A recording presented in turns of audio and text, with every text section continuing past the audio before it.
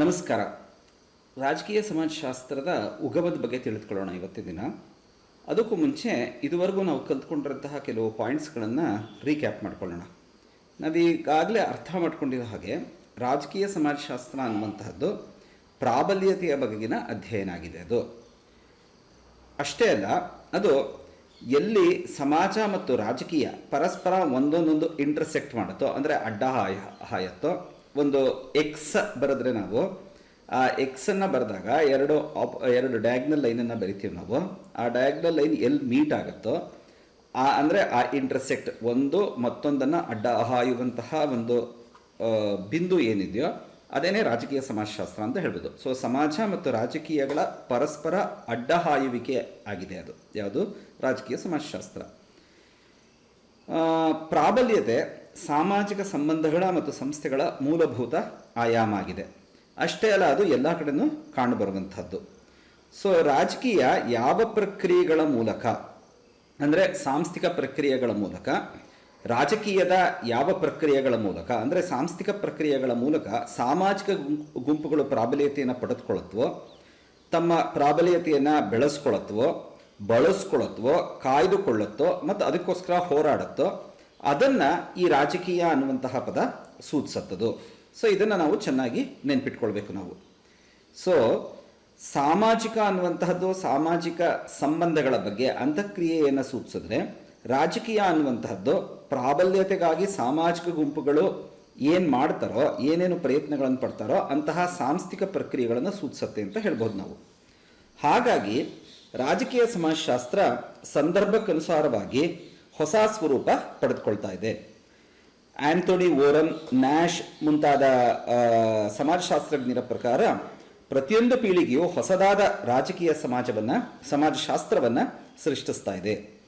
ಇತರ ಅಧ್ಯಯನ ಕ್ಷೇತ್ರಗಳು ಕೂಡ ರಾಜಕೀಯ ಸಮಾಜಶಾಸ್ತ್ರದ ಸಂಶೋಧನಾ ಫಲಿತಾಂಶಗಳನ್ನು ಬಳಸ್ಕೊಳ್ತಿರೋದನ್ನು ನಾವು ನೋಡಬಹುದು. ನಾವು ರಾಜಕೀಯ ಸಮಾಜಶಾಸ್ತ್ರ ಒಂದು ಅಂತರ್ಶಿಸ್ತೀಯ ಅಧ್ಯಯನ ಕ್ಷೇತ್ರವಾಗಿರುವುದು. ರಾಜ್ಯಶಾಸ್ತ್ರಜ್ಞರು ಹಾಗೂ ರಾಜಕೀಯ ಸಮಾಜಶಾಸ್ತ್ರಜ್ಞರು ಒಂದೇ ಸನ್ನಿವೇಶವನ್ನು ಅಧ್ಯಯನ ಮಾಡೋದನ್ನು ನಾವು ಕಾಣ್ತೀವಿ. ಉದಾಹರಣೆಗೆ ಮತದಾನ ಪ್ರಕ್ರಿಯೆಗಳಿರಬಹುದು, ಅಥವಾ ಸಾರ್ವಜನಿಕ ನೀತಿಯ ಬೆಳವಣಿಗೆ ಇರಬಹುದು, ವಿರೋಧ ಅನ್ನುವಂತಹದ್ದು ಯಾತಿಗೆ ಬರುತ್ತೆ, ಈ ಥರದ ಅಂಶಗಳ ಕಡೆಗೆ ಇಬ್ಬರೂ ಕೂಡ ಗಮನ ಹರಿಸ್ಬೋದು. ಆದರೆ ಅವರು ಗಮನ ಹರಿಸುವಂತಹದ್ದು ಅವರು ಒತ್ತು ನೀಡುವಂತಹದ್ದು ಬೇರೆ ಬೇರೆ ಅಂಶಗಳ ಬಗ್ಗೆ. ಇದನ್ನು ನಾವು ಚೆನ್ನಾಗಿ ನೆನಪಿನಲ್ಲಿ ಇಟ್ಕೊಳ್ಬೇಕು ನಾವು. ಇವರಿಬ್ಬರು ಕೇಳುವಂತಹ ಪ್ರಶ್ನೆಗಳು ಕೂಡ ಬೇರೆಯ ಸ್ವರೂಪದ್ದಾಗಿರುತ್ತೆ. ಮತ್ತು ಅವರು ವಿಶ್ಲೇಷಣೆಗಾಗಿ ಬಳಸುವಂತಹ ಅನಲೈಸ್ ಮಾಡುವಂತಹ ಪರ್ಸ್ಪೆಕ್ಟಿವ್ಸ್ ಏನಿದೆ, ದೃಷ್ಟಿಕೋನಗಳೇನಿದೆ, ಅದು ಕೂಡ ವಿಭಿನ್ನವಾಗಿರುತ್ತೆ. ಸೊ ರಾಜಕೀಯ ಸಮಾಜಶಾಸ್ತ್ರಜ್ಞರು ಮತ್ತು ರಾಜ್ಯಶಾಸ್ತ್ರಜ್ಞರು ಇಬ್ಬರೂ ಕೂಡ ಚುನಾವಣೆಗಳನ್ನು ಅಧ್ಯಯನ ಮಾಡ್ತಾರೆ ಅಂತ ಇಟ್ಕೊಳ್ಳೋಣ. ರಾಜ್ಯಶಾಸ್ತ್ರಜ್ಞರು ಯಾರು ಗೆದ್ರು ಹಾಗೂ ಎಷ್ಟು ಗೆದ್ರು, ಅಂದರೆ ಎಷ್ಟು ಸೀಟ್ಗಳನ್ನು ಅಥವಾ ಯಾವ ಬಗೆಯಲ್ಲಿ ಗೆದ್ರು, ಯಾರು ಯಾವ ಅಭ್ಯರ್ಥಿಗೆ ಮತ ನೀಡಿದ್ರು, ರಾಜಕೀಯ ಪಕ್ಷ ತನ್ನ ಕಾರ್ಯಕರ್ತರನ್ನು ಯಾವ ರೀತಿ ಸಜ್ಜುಗೊಳಿಸ್ತು, ಈ ರೀತಿಯ ಪ್ರಶ್ನೆಗಳನ್ನು ರಾಜ್ಯಶಾಸ್ತ್ರಜ್ಞರು ಕೇಳ್ತಾರೆ. ರಾಜಕೀಯ ಸಮಾಜಶಾಸ್ತ್ರಜ್ಞರು ಹಾಗಲ್ಲ. ಅವರು ಕೇಳುವಂತಹ ಪ್ರಶ್ನೆಗಳು ಈ ರಾಜ್ಯಶಾಸ್ತ್ರಜ್ಞರ ಪ್ರಶ್ನೆಗಳಿಗಿಂತ ವಿಭಿನ್ನವಾಗಿರುತ್ತೆ. ಅವರು ಅಧಿಕಾರ ಪಡೆಯಲು ಇತರ ಯಾವ ಬಗೆಯ ಪ್ರಕ್ರಿಯೆಗಳಿಗಿಂತ ಮತದಾನ ಭಿನ್ನವಾಗಿದೆ. ಸೊ ಅಧಿಕಾರವನ್ನು ಬೇರೆ ಬೇರೆ ಆಯಾಮಗಳಿಂದ ನಾವು ಪಡೆದುಕೊಳ್ಬಹುದು. ಸೊ ಮತದಾನದ ಮೂಲಕ ಅಂದರೆ ಚುನಾವಣೆ ಮೂಲಕ ಗೆಲ್ಲೋದು ಒಂದು ರೀತಿ ಅಷ್ಟೇನೆ. ಬಟ್ ಚುನಾವಣೆಯಲ್ಲಿ ಅಲ್ಲದೇನೆ ಮಿಲಿಟರಿ ಬಲವನ್ನು ಬೆಳೆಸ್ಕೊಂಡು ಬರಬಹುದು, ಅಥವಾ ಬೇರೆ ಇನ್ನೊಂದೇನೋ ಒಂದು ರೀತಿಯದಾಗಿ ಇರಬಹುದು. ಅದು ಅಷ್ಟೇ ಅಲ್ಲ, ಈವನ್ ಚುನಾವಣೆಯಲ್ಲೂ ಕೂಡ ಏನು ಏಕಪಕ್ಷ ಮಾತ್ರ ಇದ್ದರೆ, ವಿರೋಧ ಪಕ್ಷಗಳು ಕೇವಲ ಹೆಸರಿಗೋಸ್ಕರ ಇದ್ದರೆ ಆಗಲೂ ಕೂಡ ಅದು ವಿಭಿನ್ನವಾದಂತಹ ಅರ್ಥವನ್ನು ನಮಗೆ ನೀಡುತ್ತೆ. ಅಷ್ಟೇ ಅಲ್ಲ, ಈ ಸಾಮಾಜಿಕ ರಂಗಗಳು ಬೇರೆ ಬೇರೆ ಏನಿದೆ ಅಲ್ಲಿ ಇರುವಂತಹ ಜೀವಿತಾವಕಾಶಗಳು ಈ ಚುನಾವಣಾ ಫಲಿತಾಂಶಗಳಿಂದ ಪ್ರಭಾವಿತವಾಗುತ್ತಾ, ಸಮಾಜದ ಬೇರೆ ಬೇರೆ ಪ್ರಮುಖ ವರ್ಗಗಳು ಅಥವಾ ಗುಂಪುಗಳು ಹಾಗೂ ವಲಯಗಳ ನಡುವೆ ಅಧಿಕಾರ ಹಂಚಿಕೆಯು ಚುನಾವಣೆಗಳಿಂದ ಬದಲಾಗುತ್ತಾ, ಈ ಥರದ ಪ್ರಶ್ನೆಗಳನ್ನು ರಾಜಕೀಯ ಸಮಾಜಶಾಸ್ತ್ರಜ್ಞರು ಕೇಳ್ತಾರೆ. ಸೊ ರಾಜಕೀಯ ಶಾಸ್ತ್ರಜ್ಞರು ರಾಜಕೀಯ ಸಂಸ್ಥೆಗಳ ವಾಸ್ತವಿಕ ಚಟುವಟಿಕೆಗಳನ್ನು ಅಥವಾ ಆದರ್ಶಾತ್ಮಕ ವಿಧಗಳ ಕಡೆಗೆ ಗಮನವನ್ನು ಹರಿಸಬಹುದು. ಪೊಲಿಟಿಕಲ್ ಸೈಂಟಿಸ್ಟ್ ಏನು ಮಾಡ್ತಾರೆ, political institutions how do they work ಮತ್ತು ಅವುಗಳ ಐಡಿಯಲ್ ಟೈಪ್ಸ್ ಏನಿದೆ ಅವುಗಳ ಕಡೆಗೆ ಗಮನವನ್ನು ಹರಿಸಬಹುದು. ಐಡಿಯಲ್ ಫಾರ್ಮ್ಸ್ ಏನಿದೆ ಅವುಗಳ ಕಡೆ ಗಮನ ಹರಿಸಬಹುದು. ಉದಾಹರಣೆಗೆ ಈಗ ಶಾಸಕಾಂಗದಲ್ಲಿ ಲೆಜಿಸ್ಲೇಚರ್ನಲ್ಲಿ ಬೇರೆ ಬೇರೆ ಸಮಿತಿಗಳನ್ನು ನೋಡ್ತೀವಿ. ಸೊ ಅವುಗಳ ಅಧ್ಯಯನ ಮಾಡಬಹುದು, ಅಥವಾ ಯಾವ ಆಧಾರದಲ್ಲಿ ಒಂದು ಕಾನೂನು ನ್ಯಾಯಯುತ ಅಂತ ಗುರುತಿಸ್ಬೋದು, ಈ ಥರದ ಕಡೆಗೆ ಗಮನವನ್ನು ಹರಿಸ್ತಾರೆ. ಸೊ ಮೂಲತಃ ಅವರು ರಾಜಕೀಯದ ಮುಖ್ಯ ರಂಗಸ್ಥಳದಲ್ಲಿ ಕಾಣುವಂತಹ ಸರ್ಕಾರದ ಬಗ್ಗೆ ಗಮನ ಹರಿಸ್ತಾರೆ. ಸೊ ಇದು ಸರ್ಕಾರ ಅಂದ್ರೆ ಏನು? ಸರ್ಕಾರ ನಾವು ಸ್ಥಳೀಯ, ರಾಷ್ಟ್ರೀಯ ಅಥವಾ ಅಂತಾರಾಷ್ಟ್ರೀಯ ಮಟ್ಟಗಳಲ್ಲಿ ಗುರುತಿಸಬಹುದು, ಮತ್ತೆ ಅವುಗಳ ಚಟುವಟಿಕೆಗಳನ್ನು ಸಂಶೋಧನೆಗೆ ಒಳಪಡಿಸಬಹುದು. ಅವರು ಸರ್ಕಾರದ ಆಂತರಿಕ ರಚನೆ ಕಡೆಗೆ ಗಮನವನ್ನು ಹರಿಸ್ತಾರೆ. ಯಾರು? Political scientist. ಆಂತರಿಕ ರಚನೆ ಅಂದ್ರೆ ಏನು? ರಚನೆ ಸಂಘಟಿತವಾಗಿದೆಯಾ ಅಥವಾ ವಿಘಟಿತವಾಗಿದೆಯಾ? ಸರ್ಕಾರ ಬೇರೆ ಬೇರೆ ಗುಂಪುಗಳಿಂದ ಮಾಡಲ್ಪಟ್ಟಿದೆಯಾ ಅಥವಾ ಇಡೀ ಸರ್ಕಾರ ಒಂದು ಸಂಘಟನಾತ್ಮಕ ಸ್ವರೂಪವನ್ನು ಪಡೆದುಕೊಂಡಿದೆಯಾ? ಅಧಿಕಾರ ಅಲ್ಲಿ ಕೇಂದ್ರೀಕೃತವಾಗಿದೆಯಾ ಅಥವಾ ವಿಕೇಂದ್ರಿತವಾಗಿದೆಯಾ? ಏಣಿ ಶ್ರೇಣಿ ವ್ಯವಸ್ಥೆ ತೀವ್ರ ಸ್ವರೂಪದ್ದಾಗಿದೆಯಾ ಅಥವಾ ರಿಲೇಟಿವ್ಲಿ ಫ್ಲಾಟ್ ಆಗಿದೆಯಾ? ಈ ಥರದ ಅಂಶಗಳ ಕಡೆಗೆ ಗಮನವನ್ನು ಹರಿಸ್ತಾರೆ. ಅಷ್ಟೇ ಅಲ್ಲ, ಪೊಲಿಟಿಕಲ್ ಸೈಂಟಿಸ್ಟ್ ಏನು ಮಾಡ್ತಾರೆ, ಈ ಸರ್ಕಾರದ ಕಾರ್ಯಚಟುವಟಿಕೆ ಮೆಕ್ಯಾನಿಕ್ಸ್ ಏನಿದೆ, ಅಂದರೆ ಯಾರು ಆಯ್ಕೆ ಹೊಂದ್ತಾರೆ, ಯಾವ ಕಾನೂನುಗಳು ಜಾರಿಗೆ ಬರಬಹುದು, ಯಾವ ವಿಭಾಗದ ಬಜೆಟ್ ಅಲೋಕೇಶನ್ ಜಾಸ್ತಿ ಆಯಿತು, ಈ ಥರದ ಅಂಶಗಳ ಕಡೆ ಕೂಡ ಗಮನವನ್ನು ಹರಿಸ್ತಾರೆ. ಇದಕ್ಕೆ ವಿರುದ್ಧವಾಗಿ ಪೊಲಿಟಿಕಲ್ ಸೋಷಿಯಾಲಜಿಸ್ಟ್ ಏನು ಮಾಡ್ತಾರೆ ಅಂತ ಹೇಳಿದ್ರೆ, ಸರ್ಕಾರವನ್ನು ಕೇಂದ್ರೀಕೃತ ಅಧಿಕಾರದ ಒಂದು ಸ್ವರೂಪ ಅಥವಾ ಒಂದು ವಿಧ ಅಂತ ಮಾತ್ರ ಪರಿಗಣಿಸ್ತಾರೆ. ಸೊ ಅಧಿಕಾರದ ಕೇಂದ್ರೀಕರಣ ಬೇರೆ ಬೇರೆ ಕ್ಷೇತ್ರಗಳಲ್ಲಿ ಅಥವಾ ಬೇರೆ ಬೇರೆ ಸ್ಥಳಗಳಲ್ಲಿ ಆಗಬಹುದು. ಅಂತಹ ಸ್ಥಳಗಳಲ್ಲಿ, ಅಂತಹ ಸೈಟ್ಗಳಲ್ಲಿ ಸರ್ಕಾರ ಕೂಡ ಒಂದು. ಸೊ ಸರ್ಕಾರ ಕೇವಲ ಅಧಿಕಾರದ ಕೇಂದ್ರ ಅಷ್ಟೇ ಅಲ್ಲ, ಅದು ಪ್ರಾಬಲ್ಯತೆಯನ್ನು ಹೊಂದಲು ಸಂಘರ್ಷದಲ್ಲಿ ತೊಡಗುವಂತಹ ಸ್ಥಳ ಕೂಡ ಹೌದು. ಸೊ ಯಾರು ಚೀಫ್ ಮಿನಿಸ್ಟರ್ ಆಗಬೇಕು, ಯಾರು ಹೋಮ್ ಮಿನಿಸ್ಟರ್ ಆಗಬೇಕು, ಯಾರು ಫೈನಾನ್ಸ್ ಮಿನಿಸ್ಟರ್ ಆಗಬೇಕು, ಯಾರು ಡಿಫೆನ್ಸ್ ಮಿನಿಸ್ಟರ್ ಆಗಬೇಕು, ಈ ಅಂಶಗಳ ಬಗ್ಗೆ ಸಾಕಷ್ಟು ಸಂಘರ್ಷ ಆಗೋದನ್ನು ನಾವು ನೋಡ್ತೀವಿ. ನಾವು ಇಲ್ಲಿ ಸಂಘರ್ಷವನ್ನು ಆಸ್ ಯೂಶುವಲ್ ನಾವು ನೇತ್ಯಾತ್ಮಕವಾಗಿ ನೋಡಬಾರ್ದು. ಸಂಘರ್ಷ ಅನ್ನುವಂತಹದ್ದು ಸಹಜವಾದಂತಹ ಒಂದು ಸ್ಥಿತಿ, ಸಹಜವಾದಂತಹ ಒಂದು ಸಾಮಾಜಿಕ ಸ್ಥಿತಿ ಅಂತಲೇ ನಾವು ಪರಿಗಣಿಸಬೇಕಾಗುತ್ತೆ. ಸೊ ಈ ಸಾಮಾಜಿಕ ಸಂಸ್ಥೆಗಳು, ಗುಂಪುಗಳು ಅಥವಾ ಶಕ್ತಿಗಳು ರಾಜಕೀಯದಲ್ಲಿ ಯಾವ ರೀತಿ ಮುಖಾಮುಖಿ ಆಗ್ತಾರೆ ಮತ್ತೆ ಪ್ರಾಬಲ್ಯತೆಗಾಗಿ ಹೋರಾಡುವರು ಎಂಬುದರ ಬಗ್ಗೆ ಈ ರಾಜಕೀಯ ಸಮಾಜಶಾಸ್ತ್ರಜ್ಞರು, ಪೊಲಿಟಿಕಲ್ ಸೋಷಿಯಾಲಜಿಸ್ಟ್ ಆಸಕ್ತಿ ಹೊಂದಿರ್ತಾರೆ. ಈ ಕಾರಣದಿಂದಾಗಿ ರಾಜಕೀಯ ಸಮಾಜಶಾಸ್ತ್ರಜ್ಞರಿಗೆ ರಾಜಕೀಯ ಅನ್ನುವಂತಹದ್ದು ಕೇವಲ ಸರ್ಕಾರ ಅಥವಾ ಔಪಚಾರಿಕ ಆಡಳಿತದಲ್ಲಿ ಮಾತ್ರ ಕಾಣಿಸೋದಿಲ್ಲ. ಬದಲಿಗೆ ಪೊಲಿಟಿಕಲ್ ಸೋಷಿಯಾಲಜಿಸ್ಟ್ ಏನು ಹೇಳ್ತಾರೆ ಅಂತ ಹೇಳಿದ್ರೆ, ರಾಜಕೀಯ ಅನ್ನುವಂತಹದ್ದು ಸಮಾಜದಲ್ಲಿ ಇಂಟಗ್ರೇಟ್ ಆಗಿಬಿಟ್ಟಿದೆ, ಓತಪ್ರೋತವಾಗಿದೆ ಅಂತ ಹೇಳ್ತಾರೆ. ಸೊ ಹಾಗಾಗಿನೇ ಪಾಲಿಟಿಕ್ಸ್ ಅನ್ನುವಂತಹ ಪದವನ್ನು ಇತರ ಬೇರೆ ಬೇರೆ ಕ್ಷೇತ್ರಗಳಲ್ಲಿ, ಸಾಮಾಜಿಕ ಕ್ಷೇತ್ರಗಳಲ್ಲೂ ಕೂಡ ನಾವು ಬಳಸ್ತೀವಿ. ನಾವು ಉದಾಹರಣೆಗೆ ಸೆಕ್ಷುಯಲ್ ಪಾಲಿಟಿಕ್ಸ್ ಅನ್ನುವಂತಹ ಪದ ಬಳಸ್ತೀವಿ, ಅಥವಾ ಕಲ್ಚರಲ್ ಪಾಲಿಟಿಕ್ಸ್ ಇರಬಹುದು, ಅಥವಾ ಎನ್ವಿರಾನ್ಮೆಂಟಲ್ ಪಾಲಿಟಿಕ್ಸ್ ಇರಬಹುದು. ಈ ರೀತಿ ನಾವು ಸಹಜವಾಗಿ ನೋಡ್ಕೊಂಡು ಹೋಗ್ತೀವಿ. ನಾವು ಎಲ್ಲೆಲ್ಲಿ ಪವರ್ ರಿಲೇಷನ್ಶಿಪ್ಸ್ ಬರುತ್ತೋ, ಪ್ರಾಬಲ್ಯತೆಯ ಸಂಬಂಧಗಳು ಬರುತ್ತೋ, ಅಲ್ಲೆಲ್ಲ ಸಾಂಪ್ರದಾಯಿಕ ಸಮಾಜಶಾಸ್ತ್ರೀಯ ಕಾಳಜಿಗಳನ್ನು ಬಳಸ್ಕೊಂಡು ಅಧ್ಯಯನ ಮಾಡೋದನ್ನು ನಾವು ನೋಡ್ತೀವಿ. ಸೊ ಪೊಲಿಟಿಕಲ್ ಸೋಷಿಯಾಲಜಿಸ್ಟ್ ಏನು ಮಾಡ್ತಾನೆ, ಕ್ಲಾಸಿಕಲ್ ಅಥವಾ ಟ್ರೆಡಿಷನಲ್ ಸೋಷಿಯಲಾಜಿಕಲ್ ಕನ್ಸರ್ನ್ಸ್ ಏನಿದೆ ಅದನ್ನು ತಮ್ಮ ಸಂಶೋಧನಾ ವಿಷಯದೊಡನೆ ಮತ್ತು ರಿಸರ್ಚ್ ಟೆಕ್ನಿಕ್ಸ್ ಜೊತೆಗೆ ಸಮನ್ವಯಗೊಳಿಸುವಂತಹ ಪ್ರಯತ್ನವನ್ನು ಮಾಡ್ತಾರೆ. ಸೊ ಅವರ ಹೆಚ್ಚಿನ ಪ್ರಯತ್ನಗಳು ಏನಾಗಿದೆ ಅಂತ ಹೇಳಿದ್ರೆ, ಪ್ರಾಬಲ್ಯತೆಯ ಡೈನಮಿಕ್ಸ್ನ ಕ್ರಿಟಿಕಲ್ ಆಗಿ ಅರ್ಥ ಮಾಡ್ಕೊಳ್ಳೋದ್ರ ಕಡೆಗೆ ಇರೋದನ್ನು ನಾವು ಗಮನಿಸ್ತೀವಿ. ನಾವು ಈ ಹಿನ್ನೆಲೆಯಲ್ಲಿ ಈ ಒಂದು ತಳಹದಿನಲ್ಲಿ ನಾವೇನು ಗಮನಿಸಬೇಕು ಅಂತ ಹೇಳಿದ್ರೆ, ರಾಜಕೀಯ ಸಮಾಜಶಾಸ್ತ್ರ ಅನ್ನುವಂತಹದ್ದು ಕೇವಲ 20ನೇ ಶತಮಾನದಲ್ಲಿ ಹುಟ್ಕೊಂಡ್ರು, 19 ಮತ್ತು 20ನೇ ಶತಮಾನದಲ್ಲಿ ಹುಟ್ಟಿದ್ರು ಕೂಡ ಅದರ ಮೂಲ ಕಾಳಜಿಗಳನ್ನು ನಾವು ತುಂಬ ಹಿಂದಕ್ಕೆ ಗುರುತಿಸಬಹುದು ನಾವು.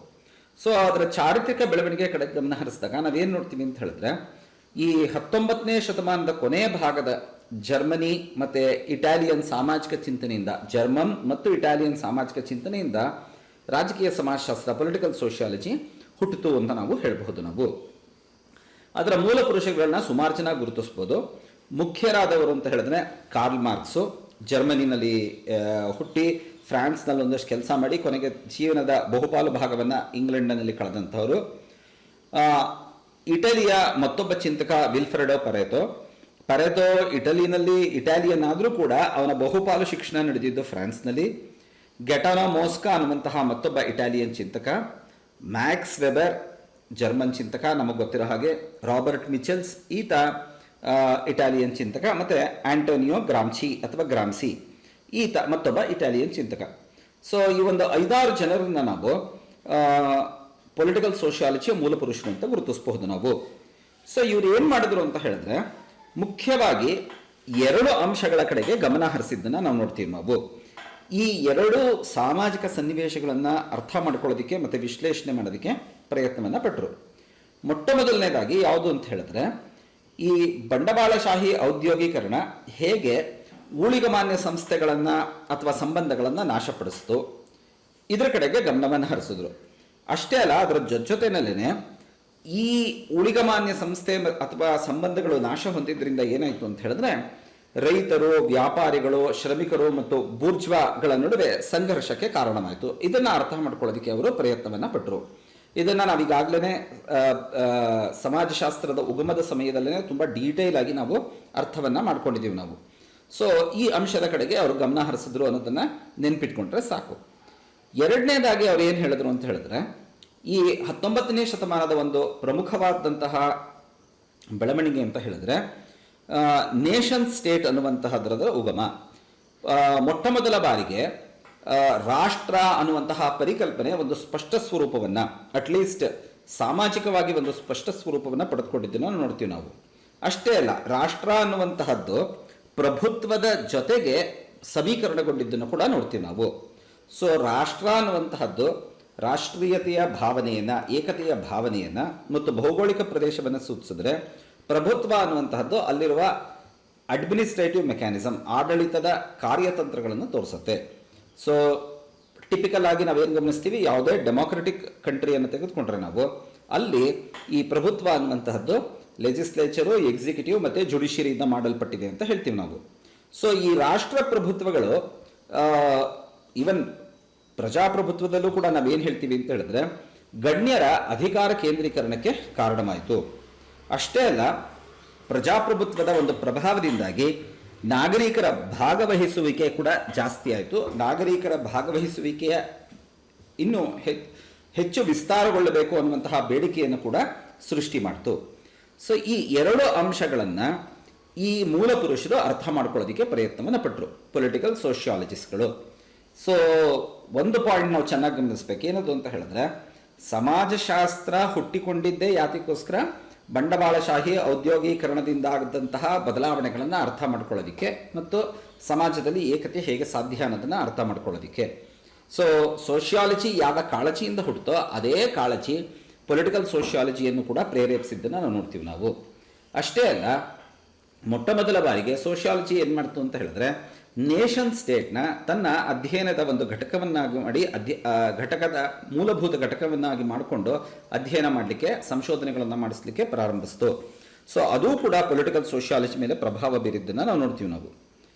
ಸೊ ಇದು 19ನೇ ಶತಮಾನದ ಕೊನೆಯ ಭಾಗದಲ್ಲಿ.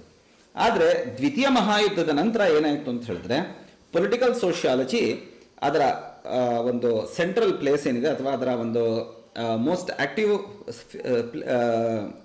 ಸೆಂಟರ್ ಏನಿದೆ, ಅದು ಪಶ್ಚಿಮ ಯುರೋಪನ್ನು ಬಿಟ್ಟು USA ತಲುಪಿದ್ದನ್ನು ನಾವು ನೋಡ್ತೀವಿ ನಾವು. ಏನು ಹಾಗಂದ್ರೆ, ಪಶ್ಚಿಮ ಯುರೋಪನ್ನು ಬಿಟ್ಟು ಅಂದರೆ, ಈಗಾಗಲೇ ನಾವು ಗಮನಿಸಿದ್ವಿ ನಾವು, ಮಾರ್ಕ್ಸು, ಪೆರೆಟೋ, ಮೋಸ್ಕಾ, ವೆಬರ್ ಮುಂತಾದವರು ಬಹುಪಾಲು ಜನ ಯಾವ ಕ್ಷೇತ್ರಗಳಲ್ಲಿ, ಯಾವ ದೇಶಗಳಲ್ಲಿ ಕೆಲಸ ಮಾಡಿದ್ರು, ಫ್ರಾನ್ಸು, ಜರ್ಮನಿ, ಇಟಲಿ, ಈ ದೇಶಗಳಲ್ಲಿ ಕೆಲಸ ಮಾಡಿದ್ದನ್ನು ನಾವು ನೋಡ್ತೀವಿ ನಾವು. So to some extent UK. So ಹಾಗಾಗಿ ಇದೆಲ್ಲವೂ ಕೂಡ ಏನಂತ ತೋರಿಸುತ್ತೆ, ಪಶ್ಚಿಮ ಯುರೋಪು.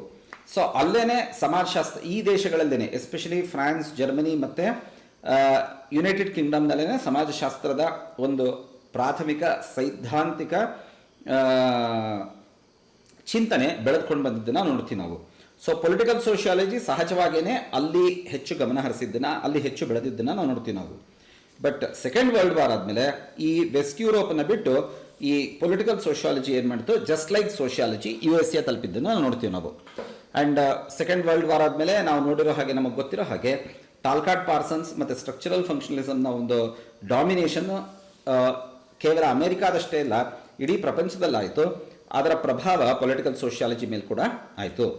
ಸೊ ಹಾಗಾಗಿ ಈ ದ್ವಿತೀಯ ಮಹಾಯುದ್ಧದ ನಂತರದ ವರ್ಷಗಳನ್ನು, ಕೆಲವು ದಶಕಗಳನ್ನು, ಅಂದರೆ 1945ರಿಂದ ಸರಿಸುಮಾರು 1970ರ ದಶಕದ ತನಕ ಒಂದು ಪೀರಿಯಡ್ನ ನಾವು ಪೊಲಿಟಿಕಲ್ ಸೋಷಿಯಾಲಜಿಯ ಕ್ಲಾಸಿಕಲ್ ಯುಗ ಅಂತ ನಾವು ಕರಿಬಹುದು. ನಾವು ಯಾತಕ್ಕೆ ಅಮೆರಿಕಕ್ಕೆ ಶಿಫ್ಟ್ ಆಯಿತು ಅಂತ ಹೇಳಿದ್ರೆ ನಾವು ಅನೇಕ ಕಾರಣಗಳನ್ನು ಗುರುತಿಸ್ಬೋದು.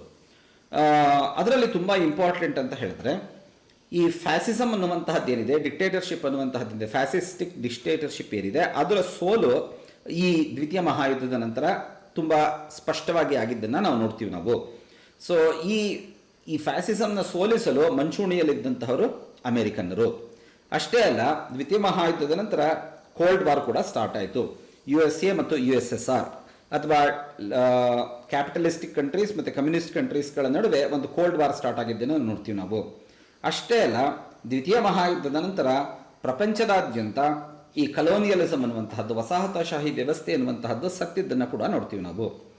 ಈ ಕಾರಣಗಳಿಂದಾಗಿ ಫ್ಯಾಸಿಸಮ್ನ ಸೋಲಿನ ಮಂಚೂಣಿಯಲ್ಲಿ ನಾವಿದ್ದೇವೆ, ಶೀತಲ ಸಮರದಲ್ಲಿ ನಮ್ಮದು ಮೇಲ್ಗೈ ಇದೆ, ಹಾಗೂ ಕಲೋನಿಯಲಿಸಮ್ನ ನಾವು ಎಲ್ಲ ರೀತಿಯಲ್ಲೂ ಅಪೋಸ್ ಮಾಡ್ತೇವೆ ಅನ್ನುವಂತಹ ಕಾರಣದಿಂದ ಅಮೆರಿಕನ್ರು ಏನು ಹೇಳಿದ್ರು ಅಂತ ಹೇಳಿದ್ರೆ ತಮ್ಮನ್ನು ತಾವು ಪ್ರಪಂಚದ ನಾಯಕರು ಅಂತ ಬಣ್ಣಿಸ್ಕೊಳ್ಳೋದಕ್ಕೆ ಪ್ರಾರಂಭಿಸಿದ್ರು.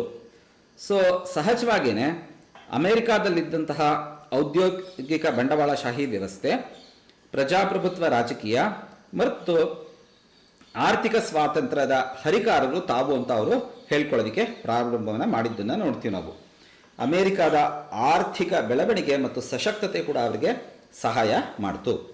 So in fact second world war ಆದಮೇಲಿಂದ ಯುರೋಪು ನಜ್ಜುಗುಜ್ಜಾಗಿದ್ದನ್ನು ಪುನಃ ಚೇತನಗೊಳಿಸೋದಕ್ಕೆ ಅದಕ್ಕೆ ಸಾಕಷ್ಟು ಸಹಾಯ ಮಾಡಿದವರು, ಆರ್ಥಿಕವಾಗಿ ಮತ್ತು ಸಾಮಾಜಿಕವಾಗಿ ಸಹಾಯ ಮಾಡಿದಂತಹವರು ಅಮೆರಿಕನ್ರು. ಈ ಎಲ್ಲ ಕಾರಣಗಳಿಂದ ಪ್ರಪಂಚದಲ್ಲಿ ಬಹುಪಾಲು ದೇಶಗಳ ನಾಯಕತ್ವವನ್ನು ಅಮೆರಿಕ ವಹಿಸಿಕೊಳ್ತು.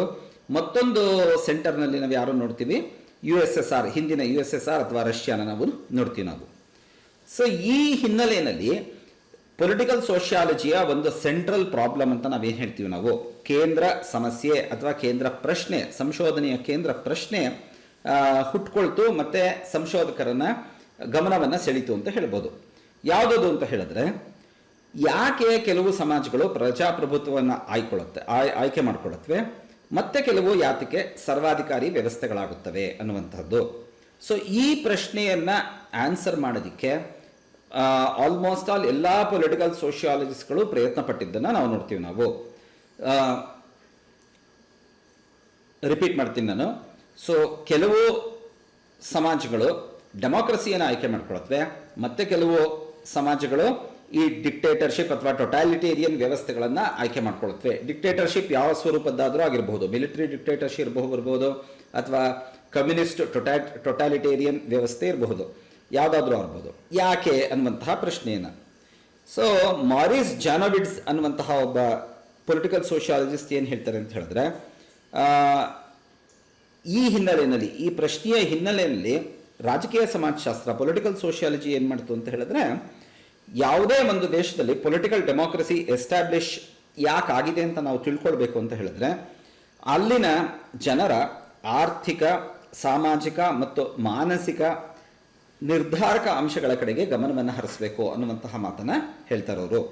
ಸೊ ನಾವು ಒಂದು ಸಮಾಜದ ಎಕನಾಮಿಕ್, ಸೋಷಿಯಲ್ ಮತ್ತು ಸೈಕಲಾಜಿಕಲ್ ಡಿಟರ್ಮಿನೆಂಟ್ಸನ್ನು ಐಡೆಂಟಿಫೈ ಮಾಡಿ ಅದರ ಸ್ವರೂಪವನ್ನು ತಿಳ್ಕೊಂಡ್ರೆ ಆಗ ಆ ಒಂದು ಸಮಾಜದಲ್ಲಿ ಪೊಲಿಟಿಕಲ್ ಡೆಮಾಕ್ರಸಿ ಇರತ್ತಾ ಅಥವಾ ಇರಲ್ವಾ, ಪೊಲಿಟಿಕಲ್ ಡೆಮಾಕ್ರಸಿ ಕಡೆಗೆ ಜನರ ಒಲವು ಇದೆಯಾ ಅಥವಾ ಟೊಟಾಲಿಟೇರಿಯನ್ ಸಿಸ್ಟಮ್ ಕಡೆಗೆ ಜನರ ಒಲವು ಇದೆಯಾ ಅನ್ನೋದನ್ನು ಅರ್ಥ ಮಾಡ್ಕೊಳ್ಬಹುದು. ಸೊ ಈ ಕಾರಣದಿಂದಾಗಿ ಪೊಲಿಟಿಕಲ್ ಸೋಷಿಯಾಲಜಿ ಅಂತ ಹೇಳಿದ್ರೆ ಈ ರಾಜಕೀಯ ಪ್ರಜಾಪ್ರಭುತ್ವದ ನಿರ್ಧಾರಕ ಅಂಶಗಳಾದಂತಹ ಆರ್ಥಿಕ, ಸಾಮಾಜಿಕ ಮತ್ತು ಮಾನಸಿಕ ಏನು ಡಿಟರ್ಮಿನೆಂಟ್ಸ್ ಕಡೆಗೆ ಗಮನ ಹರಿಸೋದು ಅನ್ನುವಂತಹ ಮಾತನ್ನು ಹೇಳ್ತಾರೆ ಅವರು.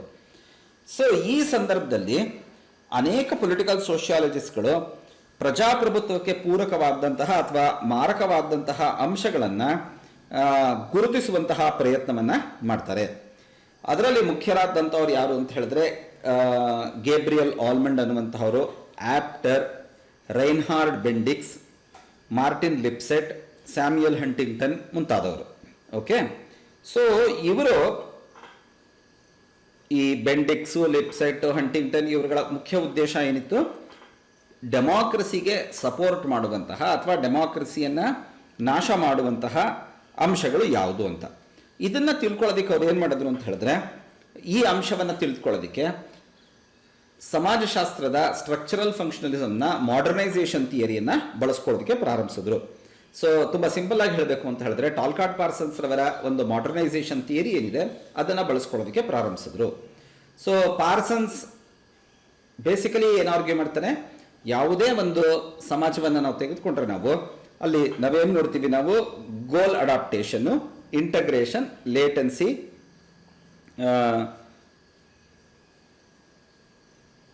ಗೇಲ್ ಮಾಡೆಲ್, ಗೋಲ್ ಅಡಾಪ್ಟೇಷನು, ಇಂಟಗ್ರೇಷನು, ಲೇಟೆನ್ಸಿ.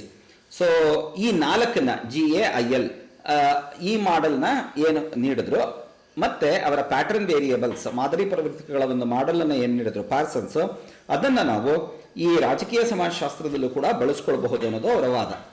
ಸೊ ಇವ್ರ ಪ್ರಕಾರ ಏನು ಅಂತ ಹೇಳಿದ್ರೆ, ಈ ಔದ್ಯೋಗಿಕ ಬಂಡವಾಳಶಾಹಿ ವ್ಯವಸ್ಥೆ ಬೆಳೀತಾ ಇದೆ ಇವತ್ತಿನ ದಿನ, ಎಸ್ಪೆಷಲಿ ಇಲ್ಲಿ ಅಮೆರಿಕಾದಲ್ಲಿ. ಅಷ್ಟೇ ಅಲ್ಲ, ಮಧ್ಯಮ ವರ್ಗ ಹೆಚ್ಚು ಹೆಚ್ಚು ಶಿಕ್ಷಣವನ್ನು ಪಡೆದುಕೊಳ್ತಾ ಇದೆ ಮತ್ತು ಸೆಕ್ಯುಲರ್ ಆಗ್ತಾ ಇದೆ. ಹಾಗೇನೆ ಸಾಂಪ್ರದಾಯಿಕ ಆಳುವ ವರ್ಗ ಸೋತೋಗ್ತಾ ಇದೆ. ಇದರಿಂದಾಗಿ ಏನಾಗಿದೆ ಅಂತ ಹೇಳಿದ್ರೆ, ಉದಾರವಾದಿ ಪ್ರಜಾಪ್ರಭುತ್ವ ಉಗಮಗೊಳ್ಳುತ್ತೆ ಅನ್ನುವಂತಹ ಆರ್ಗ್ಯುಮೆಂಟನ್ನು ಮಾಡ್ತಾರೆ. ಸೊ ರಿಪೀಟ್ ಮಾಡ್ತಾ ಇದ್ದೀನಿ ನಾನು, ಈ ಪೊಲಿಟಿಕಲ್ ಸೋಷಿಯಾಲಜಿಸ್ಟ್ಗಳ ಪ್ರಕಾರ ದ್ವಿತೀಯ ಮಹಾಯುದ್ಧದ ನಂತರ ಪ್ರಪಂಚದಾದ್ಯಂತ ನಾವೇನು ನೋಡ್ತೀವಿ ಅಂತ ಹೇಳಿದ್ರೆ, ವಿಶೇಷವಾಗಿ ಅಮೆರಿಕಾದಲ್ಲಿ ಮತ್ತು ಪ್ರಪಂಚದಾದ್ಯಂತ ನಾವೇನು ನೋಡ್ತೀವಿ ಅಂತ ಹೇಳಿದ್ರೆ, ಔದ್ಯೋಗಿಕ ಬಂಡವಾಳಶಾಹಿ ವ್ಯವಸ್ಥೆ ಚಾಲ್ತಿಗೆ ಬರ್ತಾ ಇದೆ. ಮಧ್ಯಮ ವರ್ಗ ಹೆಚ್ಚು ಹೆಚ್ಚು ಸುಶಿಕ್ಷಿತವಾಗ್ತಾ ಇದೆ ಮತ್ತು ಸೆಕ್ಯುಲರ್ ಆಗ್ತಾ ಇದೆ. ಇಲ್ಲಿ ಸೆಕ್ಯುಲರ್ ಅಂತ ಹೇಳಿದ್ರೆ ಭಾರತದ ಕೋಮುವಾದ ಅಥವಾ ಧರ್ಮನಿರಪೇಕ್ಷವಾದವಂತ ಅರ್ಥ ಮಾಡ್ಕೊಳ್ಬೇಡಿ. ಅಲ್ಲಿ ಸೆಕ್ಯುಲರ್ ಅಂತ ಹೇಳಿದ್ರೆ ದೇಶದ ಆಡಳಿತದಲ್ಲಿ ಚರ್ಚು ತನ್ನ ಮೂಗನ್ನು ತೂರಿಸಬಾರ್ದು, ಚರ್ಚು ಮತ್ತೆ ಸ್ಟೇಟು ಸಪರೇಟ್ ಆಗಿರಬೇಕು ಅನ್ನುವಂತಹ ವಾದ. ಅಷ್ಟೇ ಅಲ್ಲ, ಅದುವರೆಗೂ ಕೂಡ ಯಾರು ಆಳುವ ವರ್ಗ ಅಂತ ಅನಿಸ್ಕೊಂಡಿದ್ರು, especially say for example agricultural land owners, ಇಂತಹವರು ಆಳುವ ವರ್ಗದ ಒಂದು ಇದನ್ನು ಸ್ಥಾನವನ್ನು ಕಳ್ಕೊಂಡು ಬೂರ್ಜ್ವಾಗಳಿಗೆ, ಎಸ್ಪೆಷಲಿ ಔದ್ಯೋಗಿಕ ಬಂಡವಾಳಶಾಹಿಗಳಿಗೆ ತಮ್ಮ ಸ್ಥಾನ ಬಿಟ್ಕೊಟ್ಟಿದ್ದನ್ನು ನೋಡ್ತೀವಿ. ಈ ಮೂರು ಪ್ರಕ್ರಿಯೆಗಳು ಎಲ್ಲಿ ನಡೆಯುತ್ತೋ ಅಲ್ಲೆಲ್ಲ ಉದಾರವಾದಿ ಪ್ರಜಾಪ್ರಭುತ್ವ, ಲಿಬರಲ್ ಡೆಮಾಕ್ರಸಿ ಎನ್ನುವಂಥದ್ದು ಎಮರ್ಜ್ ಆಗತ್ತೆ ಅಂತ ಹೇಳ್ತಾರೆ ಅವರು. ಸೊ ಈ ಪ್ರಜಾಪ್ರಭುತ್ವ ಸರ್ಕಾರಗಳಿಗೆ ಈ ಡೆಮಾಕ್ರೆಟಿಕ್ ಗವರ್ಮೆಂಟ್ಸು ಸರ್ವೈವ್ ಆಗಬೇಕು ಅಂತ ಹೇಳಿದ್ರೆ ಅಲ್ಲಿ ಮಾಡರ್ನ್ ಆಗಿರುವಂತಹ ಸಾಮಾಜಿಕ ರಾಜಕೀಯ ಸಂಸ್ಥೆಗಳು ಅವಶ್ಯಕ ಅಂತ ಆರ್ಗ್ಯೂ ಮಾಡಿದ್ರು. ಸೊ ಮಾಡರ್ನ್ ಅಥವಾ ಆಧುನಿಕ ಅಂತ ಹೇಳಿದ್ರೇನು, ಪಾರ್ಸನ್ಸ್ ಅವ್ರು ಹೇಳಿದಾಗೆ ಅಲ್ಲಿ ಜನಗಳು ಏನು ಮಾಡಬೇಕು, ಕೇವಲ ಈಗ ಒಂದು ಎಕ್ಸಾಂಪಲ್ ತೆಗೆದುಕೊಳ್ಳೋಣ, ಅಸ್ಕ್ರಿಪ್ಷನ್ ವರ್ಸಸ್ ಅಚೀವ್ಮೆಂಟ್. ಆರೋಪಿತವಾದಂತಹ ಅಂತಸ್ತು ಸ್ಥಾನಮಾನಕ್ಕೆ ಗಮನ ಹರಿಸಬಾರ್ದು, ಬದಲಿಗೆ ಸಾಧಿತವಾದಂತಹ ಸ್ಥಾನಮಾನಗಳಿಗೆ ಗಮನವನ್ನು ಹರಿಸಬೇಕು. ಅದೇ ರೀತಿ ಅವರ ಇತರ ಪ್ಯಾಟರ್ನ್ ವೇರಿಯೇಬಲ್ಸ್ಗಳನ್ನು ಕೂಡ ನಾವಿಲ್ಲಿ ಬಳಸ್ಕೋಬಹುದು. ಮತ್ತೆ ಈ ಜನರ ಭಾಗವಹಿಸುವಿಕೆ ಕೂಡ ಏನಾಗುತ್ತೆ, ಹೆಚ್ಚಾಗ್ತಾ ಹೋಗುತ್ತೆ. ಆ ಸಮಾಜಗಳಲ್ಲಿ ಕಾನೂನಾತ್ಮಕವಾದಂತಹ ಆಡಳಿತ ಇರಬೇಕು. ಅಷ್ಟೇ ಅಲ್ಲ, ಎಲ್ಲೆಲ್ಲಿ ಡಿಸೆಂಟ್ ಇರುತ್ತೋ, ವಿರೋಧ ಇರುತ್ತೋ, ಅದನ್ನ ತಾಳ್ಮೆಯಿಂದ ನೋಡುವಂತಹ ಸಾಮಾಜಿಕ ಮೌಲ್ಯಗಳು ಬೆಳಿಬೇಕು ಅನ್ನುವಂತಹ ಮಾತನ್ನು ಹೇಳ್ತಾರೆ ಅವರು. ಸೊ ಬೇಸಿಕಲಿ ಈ ಪೊಲಿಟಿಕಲ್ ಸೋಷಿಯಾಲಜಿಸ್ಟು ಕೆಲವು ಸೋಷಿಯಲ್ ವ್ಯಾಲ್ಯೂಸ್ ಕಡೆಗೆ ನಮ್ಮ ಗಮನವನ್ನು ಸೆಳೀತಾ ಇದ್ದಾರೆ, ಸಾಮಾಜಿಕ ಮೌಲ್ಯಗಳ ಕಡೆಗೆ. ಪಾರ್ಸನ್ಸ್ನ ನೆನಪಿಸ್ಕೊಳ್ಳಿ, ಆತನ ಪ್ರಕಾರ ಸಮಾಜದಲ್ಲಿ ಸಹಮತ ಯಾವುದರಿಂದ ಸಾಧ್ಯ, ನಾವು ಒಪ್ಪಿಕೊಂಡಿರುವಂತಹ ಸಾಮಾಜಿಕ ಮೌಲ್ಯಗಳಿಂದ. ಸೊ ಪೊಲಿಟಿಕಲ್ ಫೀಲ್ಡ್ನಲ್ಲಿ ಕೂಡ ಕೆಲವು ಸಾಮಾಜಿಕ ಮೌಲ್ಯಗಳು ಕಾರ್ಯನಿರ್ವಹಿಸುತ್ತೆ ಅಂತ ಹೇಳಿದ್ರೇನು, ಈ ಮೌಲ್ಯಗಳಿದ್ದಾಗ ಮಾತ್ರ ಆ ರಾಜಕೀಯ ಸಂಸ್ಥೆ ಸಮರ್ಪಕವಾಗಿ ತನ್ನ ಚಟುವಟಿಕೆಯಲ್ಲಿ ತೊಡಗಬಹುದು ಮತ್ತು ಸಮಾಜದ ಏಕತೆಯನ್ನು ಕಾಪಾಡಿಕೊಳ್ಳಬಹುದು ಅನ್ನುವಂಥದ್ದು. ಸೊ ಈ ಮೌಲ್ಯಗಳು ಯಾವುದು? ಮೊಟ್ಟ ಮೊದಲನೇದಾಗಿ ಅಲ್ಲಿ ಜನರ ಭಾಗವಹಿಸುವಿಕೆಗೆ, ಪೀಪಲ್ಸ್ ಪಾರ್ಟಿಸಿಪೇಷನ್ಗೆ ಅವಕಾಶ ಇರಬೇಕು. ಸೇ ಫಾರ್ ಎಕ್ಸಾಂಪಲ್, ಭಾರತದಲ್ಲಿರೋ ಹಾಗೆ 18 ವರ್ಷಕ್ಕೆ ಮೇಲ್ಪಟ್ಟಂತಹ ಎಲ್ಲ ಭಾರತೀಯರು, ಇರ್ರೆಸ್ಪೆಕ್ಟಿವ್ ಆಫ್ ದಿಯರ್ ಲಿಂಗ, ಜಾತಿ, ಮತ, ಧರ್ಮ ಅಥವಾ ಪ್ರದೇಶ, ಅವರು ಮತದಾನ ಮಾಡಲು ಅರ್ಹತೆಯನ್ನು ಹೊಂದಿರ್ತಾರೆ. ಸೊ ಭಾರತೀಯ ನಾಗರಿಕರೆಲ್ಲರೂ ಕೂಡ. ಅಷ್ಟೇ ಅಲ್ಲ, ಈ ಕಾನೂನಾತ್ಮಕ ಆಡಳಿತಕ್ಕೆ ಗೌರವವನ್ನು ಕೊಡುವಂತಹದ್ದಿರಬೇಕು, ರೂಲ್ ಆಫ್ ಲಾ ಅಂತ ಏನು ಹೇಳ್ತೀವಿ ಅದಕ್ಕೆ.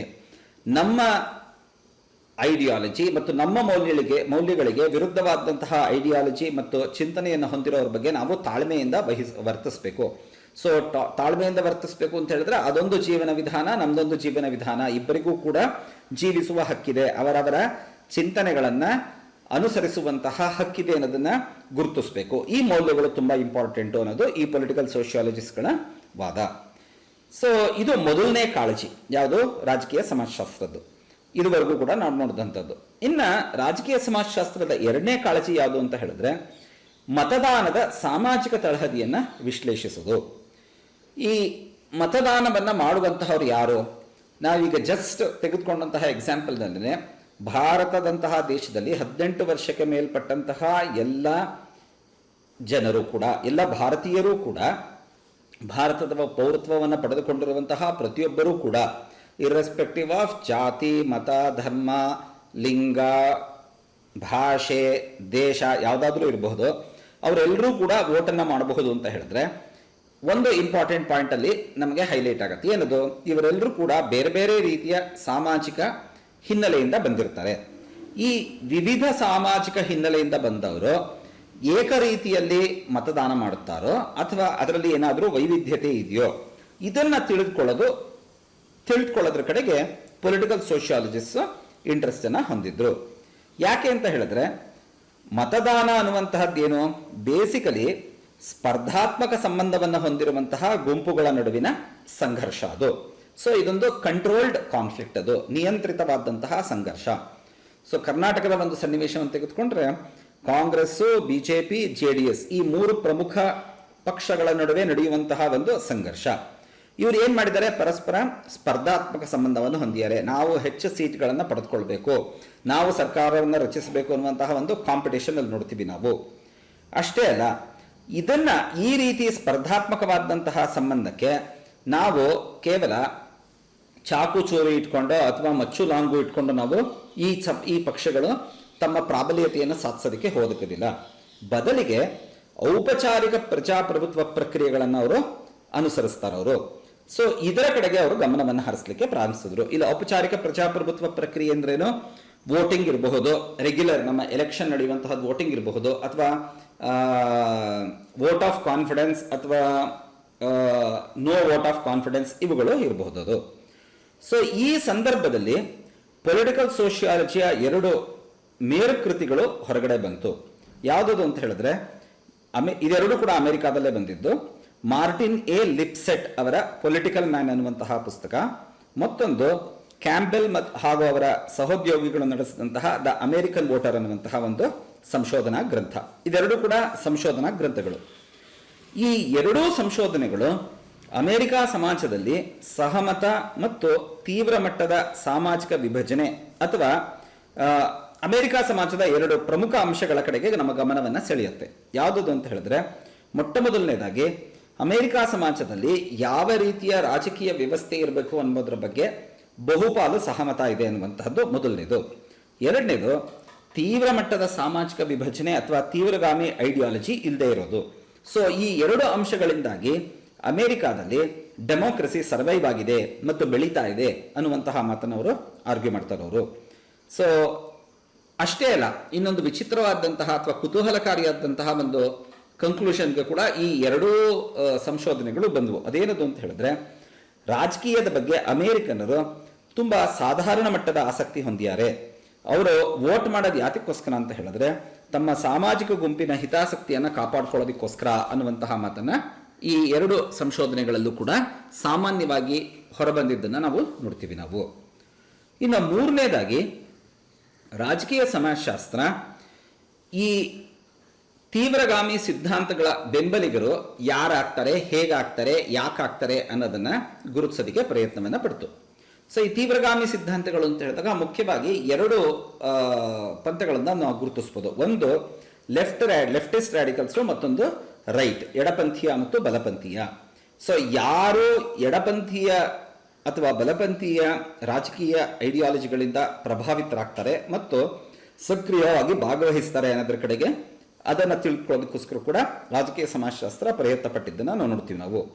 ಅದಲ್ಲದೆ ಇದರ ಜೊತೆಗೇನೆ ಇನ್ನೇನು ಮಾಡ್ತು ಅಂತ ಹೇಳಿದ್ರೆ ಕೆಲವರು ನಾಗರಿಕ ಹಕ್ಕುಗಳನ್ನು ಕಾಪಾಡಿಕೊಳ್ಳೋದಕ್ಕೋಸ್ಕರ ಅತ್ಯಂತ ಏನು ತೀವ್ರ ಮಟ್ಟದ ಪ್ರಯತ್ನವನ್ನು ಮಾಡೋದು ಅಥವಾ ಅದಕ್ಕೋಸ್ಕರ ಹೋರಾಡೋದನ್ನು ಕೂಡ ನಾವು ನೋಡ್ತೀವಿ.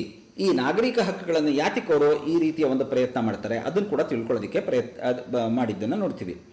ಮುಖ್ಯವಾಗಿ ಡೇನಿಯಲ್ ಬೆಲ್, ರಶ್ ಅನ್ನುವಂತಹ ಮತ್ತೊಬ್ಬ ಪೊಲಿಟಿಕಲ್ ಸೋಷಿಯಾಲಜಿಸ್ಟು, ಸ್ಯಾಮ್ಯುಯಲ್ ಸ್ಟೌಫರ್ ಅನ್ನುವಂತಹ ಇವರ ಅಧ್ಯಯನಗಳನ್ನು ನಾವು ಗುರುತಿಸ್ಬೋದು. ನಾವು ಇವರುಗಳ ಅಧ್ಯಯನದ ಪ್ರಕಾರ ಏನು ಅಂತ ಹೇಳಿದ್ರೆ, ಎಲ್ಲೆಲ್ಲಿ ಎಸ್ಟಾಬ್ಲಿಷ್ಡ್ ರೂಲ್ಸ್ ಏನಿದೆ, ಸ್ಥಾಪಿತ ನಿಯಮಗಳೇನಿದೆ, ಅದನ್ನು ಎಲ್ಲೆಲ್ಲಿ ಶಿಕ್ಷಣದ ಮಟ್ಟ ತುಂಬ ಕೆಳಗಿರುತ್ತೆ ಅಥವಾ ಅಶಿಕ್ಷಿತರು ಜಾಸ್ತಿ ಇರ್ತಾರೆ, ಮತ್ತು ಕೆಳ ಆದಾಯದವರು, ಲೋ ಇನ್ಕಮ್ನವರು ಜಾಸ್ತಿ ಇರ್ತಾರೆ, ಮತ್ತು ಮಾರ್ಜಿನಲೈಸ್ ಗ್ರೂಪ್ಸ್ ಜಾಸ್ತಿ ಇರ್ತಾರೆ, ಅಲ್ಲೆಲ್ಲ ಈಗಾಗಲೇ ಎಸ್ಟಾಬ್ಲಿಷ್ ಆಗಿರುವಂತಹ ರೂಲ್ಸನ್ನು ತಿರಸ್ಕರಿಸುವಂತಹ ಸಾಧ್ಯತೆಗಳು ಜಾಸ್ತಿ ಅನ್ನುವಂತಹ ಕನ್ಕ್ಲೂಷನ್ಗೆ ಬರ್ತಾರೆ. ರಿಪೀಟ್ ಮಾಡ್ತಾ ಇದ್ದೀನಿ ನಾನು. ಡ್ಯಾನಿಯಲ್ ಬೆಲ್, ರಶ್, ಸ್ಯಾಮ್ಯುಯಲ್ ಸ್ಟೋಫರ್ ಇವರುಗಳ ಪ್ರಕಾರ, ಇವರ ಬೇರೆ ಬೇರೆ ಅಧ್ಯಯನಗಳ ಪ್ರಕಾರ ಅಶಿಕ್ಷಿತರು, ಕೆಳ ಆದಾಯದವರು ಮತ್ತು ಮಾರ್ಜಿನಲೈಸ್ಡ್ ಆಗಿರುವಂತಹ ಗುಂಪಿನವರು ಎಸ್ಟಾಬ್ಲಿಷ್ಡ್ ರೂಲ್ಸ್ ಆ್ಯಂಡ್ ರೆಗ್ಯುಲೇಷನ್ಸ್ನ, ಸ್ಥಾಪಿತ ನಿಯಮಗಳನ್ನು ತಿರಸ್ಕರಿಸುವಂತಹ ಸಾಧ್ಯತೆಗಳು ಹೆಚ್ಚು ಅನ್ನುವಂತಹ ಮಾತನ್ನು ಹೇಳ್ತಾರೆ. ಯಾಕೆ ಅಂತ ಹೇಳಿದ್ರೆ, ಇವರುಗಳಿಗೆ ಇಲ್ಲ ರಾಜಕೀಯ ಸಾಮಾಜೀಕರಣ ಆಗಿರೋದಿಲ್ಲ ಅಥವಾ ಸ್ಥಾಪಿತವಾದಂತಹ ನಿಯಮಗಳು ಇವರಿಗೆ ಪೂರಕವಾಗಿರೋದಿಲ್ಲ, ಇವರ ಹಿತಾಸಕ್ತಿಗೆ ವಿರುದ್ಧವಾಗಿರುತ್ತದೆ ಅನ್ನೋದು ಅವರ ಆರ್ಗ್ಯುಮೆಂಟು. ಕಾರ್ನ್ ಹಾಸರ್ ಅನ್ನುವಂಥವ್ರ ಪ್ರಕಾರ ರಾಜಕೀಯ ಪ್ರಕ್ರಮ ಮತ್ತು ನಾಗರಿಕ ಸ್ವಾತಂತ್ರ್ಯಕ್ಕೆ ಅತಿ ಹೆಚ್ಚು ಧಕ್ಕೆಯನ್ನುಂಟು ಮಾಡುವ ಅಂಶಗಳ ಬಗ್ಗೆ ನಾವು ಎಚ್ಚರದಿಂದಿರಬೇಕು ಅಂತ ಹೇಳ್ತಾರೆ. ಅವ್ರ ಪ್ರಕಾರ ಮುಖ್ಯವಾಗಿ ಗಣ್ಯರು ಜನಸಾಮಾನ್ಯರ ಪ್ರಾಬಲ್ಯಕ್ಕೆ ಸಿಲುಕಿದರೆ ಸಮಸ್ಯೆ ಹೆಚ್ಚೆನ್ನುತ್ತಾರೆ. ಅಂದರೆ ಈ ರೂಲಿಂಗ್ ಇಲೈಟ್ಸ್ ಅನ್ನುವಂತಹದ್ದು, ರೂಲಿಂಗ್ ಗ್ರೂಪ್ ಏನಿದೆ ಅದು ಕೇವಲ ಜನಾಭಿಪ್ರಾಯವನ್ನೇ ಆಧಾರವಾಗಿಟ್ಕೊಂಡು ತನ್ನ ಕೆಲಸ ಕಾರ್ಯಗಳನ್ನು ಮಾಡಲಿಕ್ಕೆ ಪ್ರಾರಂಭಿಸಿದ್ರೆ ಅವಾಗ ಡೆಮಾಕ್ರಸಿ ಸರ್ವೈವ್ ಆಗಲ್ಲ ಅನ್ನುವಂತಹ ಮಾತನ್ನು ಅವರು ಹೇಳ್ತಾರೆ. ಲೇನ್ ಅನ್ನುವಂತಹ ಮತ್ತೊಬ್ಬ ಪೊಲಿಟಿಕಲ್ ಸೋಷಿಯಾಲಜಿಸ್ಟ್ ಪ್ರಕಾರ ಸುಶಿಕ್ಷಿತವಾದಂತಹ ಮಧ್ಯಮ ವರ್ಗ ಎಲ್ಲಿರುತ್ತೋ, ಇಲ್ಲಿ ಸುಶಿಕ್ಷಿತ ಮಧ್ಯಮ ವರ್ಗ ಅಂದ್ರೇನು, ಈ white collar professionals, for example advocates ಅಥವಾ ಡಾಕ್ಟರ್ಸು, ಹಾಗೆಯೇ ವ್ಯಾಪಾರ ವಾಣಿಜ್ಯದ ಓನರ್ಸು ಮತ್ತು ಅಪ್ಪರ್ ಕ್ಲಾಸ್ ಮ್ಯಾನೇಜರ್ಸು, ಇವ್ರುಗಳು ಎಲ್ಲಿ ಜಾಸ್ತಿ ಇರ್ತಾರೋ ಅಲ್ಲಿ ಸ್ಟೇಬಲ್ ಆಗಿರುವಂತಹ ಡೆಮಾಕ್ರೆಟಿಕ್ ಸೊಸೈಟೀಸ್ಗೆ ಒಂದು ಬುನಾದಿಯನ್ನು ನಾವು ನೋಡಬಹುದು. ಇವರು ಅದರ ಬುನಾದಿಯಾಗಿರ್ತಾರೆ ಅನ್ನುವಂತಹ ಮಾತನ್ನು ಲೇನ್ ಹೇಳ್ತಾರೆ ಅವರು. ಸೊ ಈ ಒಂದು ಸಂದರ್ಭದಲ್ಲೇ ರಾಬರ್ಟ್ ಮಿಚೆಲ್ಸ್ ಅವರ ಒಂದು ಐರನ್ ಲಾ ಆಫ್ ಆಲಿಗಾರ್ಕಿ ಅಂತ ಹೇಳಿದ್ರೆ ಕೆಲವು ಜನರ ಆಡಳಿತ. ಈ ಮಿಚೆಲ್ಸು ನಾವು ಈಗಾಗಲೇ ನೋಡಿದ ಹಾಗೆ ಆತ ಇಟಲಿಯ ಒಬ್ಬ ಸಮಾಜಶಾಸ್ತ್ರಜ್ಞ. ಈತ ತನ್ನ ಒಂದು ಐರನ್ ಲಾ ಆಫ್ ಆಲಿಗಾರ್ಕಿ ಅನ್ನೋದನ್ನು ನೀಡಿದ. ಈ ಐರನ್ ಲಾ ಆಫ್ ಆಲಿಗಾರ್ಕಿ ಏನು ಹೇಳುತ್ತೆ ಅಂತ ಹೇಳಿದ್ರೆ, ಆಧುನಿಕ ಔದ್ಯೋಗಿಕ ಸಮಾಜಗಳು ಬೃಹತ್ ಪ್ರಮಾಣದ ಅಧಿಕಾರಶಾಹಿ ವ್ಯವಸ್ಥೆಗಳನ್ನು ಅಥವಾ ರಚನೆಗಳನ್ನು ಸೃಷ್ಟಿಸಿದೆ. ಅದು ಔದ್ಯೋಗೀಕರಣ, ಇಂಡಸ್ಟ್ರಿಯಲೈಸೇಷನ್ ಜಾಸ್ತಿ ಆದಷ್ಟು ಕೂಡ ಏನಾಗುತ್ತೆ ಅಂತ ಹೇಳಿದ್ರೆ ಆಡಳಿತ ಹೆಚ್ಚು ರ್ಯಾಷನಲೈಸ್ ಆಗ್ತಾ ಹೋಗುತ್ತೆ. ಹೆಚ್ಚು ರ್ಯಾಷನಲೈಸೇಷನ್ ಆಗುತ್ತೆ ಅಂತ ಹೇಳಿದ್ರೇನು, ನಿಯಮಗಳನ್ನು ಅನುಸರಿಸುವಂತಹದ್ದು ತುಂಬ ಸ್ಪಷ್ಟ ಸ್ವರೂಪವನ್ನು ಪಡೆದುಕೊಳ್ಳುತ್ತೆ. ಎಲ್ಲಿ ನಿಯಮಗಳನ್ನು ಬ್ಲ್ಯಾಕ್ ಆ್ಯಂಡ್ ವೈಟ್ ಆಗಿ ನಾವು ನೋಡಲಿಕ್ಕೆ ಪ್ರಾರಂಭಿಸ್ತೀವೋ ಅಲ್ಲೆಲ್ಲ ಬ್ಯೂರೋಕ್ರಸಿ ಹುಟ್ಕೊಳ್ಳುತ್ತೆ ಎನ್ನುವಂತಹ ಮಾತನ್ನು ಹೇಳ್ತಾರೆ. ಆ್ಯಕ್ಚುಲಿ ಈ ಐರನ್ ಲಾನ ಮಿಚೆಲ್ಸ್ ಕೊಟ್ಟರು ಕೂಡ ಈತನ ಮೇಲೆ ಪ್ರಭಾವ ಬೀರಿದ್ದು ಯಾವುದು ಅಂತ ಹೇಳಿದ್ರೆ ಮ್ಯಾಕ್ಸ್ ವೆಬರ್ ಅವರ ಬ್ಯೂರೋಕ್ರಸಿ ಬಗೆಗಿನ ಚಿಂತನೆ. ಸೊ ಅದನ್ನು ಇವರು ಇದು ಮಾಡ್ತಿದ್ದಾರೆ. ಔದ್ಯೋಗಿಕ ಸಮಾಜಗಳಲ್ಲಿ ಈ ಬೃಹತ್ ಪ್ರಮಾಣದ ಅಧಿಕಾರಶಾಹಿ ರಚನೆ ಸೃಷ್ಟಿಯಾಗುತ್ತೆ. ಆ್ಯಂಡ್ ಈ ಅಧಿಕಾರಶಾಹಿ ರಚನೆಗಳು ಯಾವಾಗಲೂ ಕೂಡ ಪ್ರಜಾಪ್ರಭುತ್ವ ವಿರೋಧಿ ಮನೋಭಾವನೆಗಳನ್ನು ಪೋಷಣೆ ಮಾಡುತ್ತೆ ಅನ್ನೋದು ರಾಬರ್ಟ್ ಮಿಚೆಲ್ಸ್ ಅವರ ಆರ್ಗ್ಯುಮೆಂಟು. ಈವನ್ ಮ್ಯಾಕ್ಸ್ ವೆಬರ್ ಕೂಡ ಅದನ್ನೇ ಹೇಳ್ತಾರೆ. ಏನದು ಅಂತ ಹೇಳಿದ್ರೆ, ಯಾವಾಗ ಒಂದು ಸ್ಟೇಟು ಬ್ಯೂರೋಕ್ರಟೈಸ್ ಆಗ್ತಾ ಹೋಗುತ್ತೋ ಅಥವಾ ಯಾವುದೇ ಒಂದು ಸಂಸ್ಥೆ ಬ್ಯೂರೋಕ್ರಟೈಸ್ ಆಗ್ತಾ ಹೋಗುತ್ತೋ ಅವಾಗೆಲ್ಲ ನಾವೇನು ನೋಡ್ತೀವಿ, ನಾವು ಅಲ್ಲೆಲ್ಲ ಡೆಮಾಕ್ರಸಿ ತನ್ನ ಸತ್ವವನ್ನು ಕಳೆದುಕೊಳ್ತಾ ಬರುತ್ತೆ ಎನ್ನುವಂತಹ ಮಾತನ್ನು ಹೇಳ್ತಾರೆ ಅವರು. ಸೊ ಈ ಒಂದು ಐರನ್ ಲಾ ಆಫ್ ಆಲಿಗಾರ್ಕಿ ಏನಿದೆ, ಕೆಲವು ಜನರ ಆಡಳಿತ, ಇಲ್ಲಿ ಕೆಲವು ಜನರ ಆಡಳಿತ ಅಂದರೆ ಯಾವುದು, ಬ್ಯೂರೋಕ್ರಾಟ್ಸ್ನ ಆಡಳಿತ, ಇದು ಸತ್ಯನ ಅಥವಾ ಸುಳ್ಳ ಅನ್ನೋದ್ರ ಬಗ್ಗೆ ಅನೇಕ ಎಂಪಿರಿಕಲ್ ಸ್ಟಡೀಸ್ನ ಮಾಡೋದಕ್ಕೆ ಪೊಲಿಟಿಕಲ್ ಸೋಷಿಯಾಲಜಿಸ್ಟ್ಗಳು ಪ್ರಾರಂಭಿಸಿದ್ರು. ಯಾಕೆ ಅಂತ ಹೇಳಿದ್ರೆ, ನಾವೀಗಾಗಲೇ ನೋಡಿದಾಗೆ ಲಿಪ್ಸೆಟ್ಟು ಇಂತಹವರ ಅಧ್ಯಯನ ಏನು ತೋರಿಸುತ್ತೆ ಅಂತ ಹೇಳಿದ್ರೆ, ಬೆಲ್ಲು, ಲಿಪ್ಸೆಟ್ಟು, ಸ್ಯಾಮ್ಯುಯಲ್ ಸ್ಟೌಫರು, ಲೇನ್ ಇವರ ಆರ್ಗ್ಯುಮೆಂಟ್ ಏನಿತ್ತು ಅಂತ ಹೇಳಿದ್ರೆ, ಸಮಾಜಗಳಲ್ಲಿ ಔದ್ಯೋಗೀಕರಣ ಹೆಚ್ಚದಷ್ಟು ಕೂಡ ಆಧುನಿಕತೆ ಹೆಚ್ಚುತ್ತೆ. ಆಧುನಿಕತೆ ಹೆಚ್ಚದಷ್ಟು ಕೂಡ ಆ ಸಮಾಜಗಳು ಪ್ರಜಾಪ್ರಭುತ್ವದ ಮೌಲ್ಯಗಳ ಕಡೆಗೆ ಹೆಚ್ಚು ಹೆಚ್ಚು ತನ್ನ ಒಲವನ್ನು ತೋರಿಸುತ್ತೆ ಅನ್ನುವಂಥದ್ದನ್ನು ಹೇಳ್ತಿದ್ರು. ಆದರೆ ಮಿಚೆಲ್ಸು ಇದನ್ನು ಸುಳ್ಳು, ಮಿಚೆಲ್ಸ್ನ ನಿಯಮ ಇದನ್ನು ಸುಳ್ಳು ಅಂತ ಹೇಳ್ತಾ ಇದೆ. ಸೊ ಹಾಗಾಗಿ ಮಾರ್ಟಿನ್ ಲಿಪ್ಸೆಟ್ಟು, ಟ್ರೋ ಮತ್ತು ಕೋಲ್ಮನ್ ಈ ಥರದ ಒಂದಷ್ಟು ಜನ ಚಿಂತಕರುಗಳು ಏನು ಮಾಡಿದ್ರು ಅಂತ ಹೇಳಿದ್ರೆ, ಅಮೆರಿಕಾದ ಬ್ಲೂ ಕಾಲರ್ ಕಾರ್ಮಿಕರ ಬಗ್ಗೆ ಅಧ್ಯಯನವನ್ನು ಪ್ರಾರಂಭಿಸಿದ್ರು ಅವರು. ಈ ಬ್ಲೂ ಕಾಲರ್ ಕಾರ್ಮಿಕರು ಅಂತ ಹೇಳಿದ್ರೇನು, ಟಿಪಿಕಲ್ ಆಗಿ ನಾವು ಇಂಡಸ್ಟ್ರೀಸ್ನಲ್ಲಿ ಕೆಲಸ ಮಾಡುವಂತಹ ಈ ಮೆಕ್ಯಾನಿಕ್ಸ್ಗಳು, ಫೋರ್ಮನ್ಗಳು, ಈ ಥರದ ಒಂದು ಕಾರ್ಮಿಕರು, ಇವರ ಬಗ್ಗೆ ಅಧ್ಯಯನ ಮಾಡಿದ್ರು. ಸೊ ಒಂದು ಇಂಡಸ್ಟ್ರಿ ಅಂತ ತೆಗೆದುಕೊಂಡ್ರೆ ಇಂಡಸ್ಟ್ರಿನಲ್ಲಿ ಆಫೀಸ್ ವರ್ಕರ್ಸು ಇರ್ತಾರೆ, ಮತ್ತು ಮೆಷಿನ್ಸ್ ಜೊತೆಗೆ ವರ್ಕ್ ಮಾಡೋರು ಇರ್ತಾರೆ. ಈ ಬ್ಲೂ ಕಾಲರ್ ಕಾರ್ಮಿಕರು ಅಂತ ಹೇಳಿದ್ರೆ ಮೆಷಿನ್ ಜೊತೆಗೆ ವರ್ಕ್ ಮಾಡುವಂತಹವರು.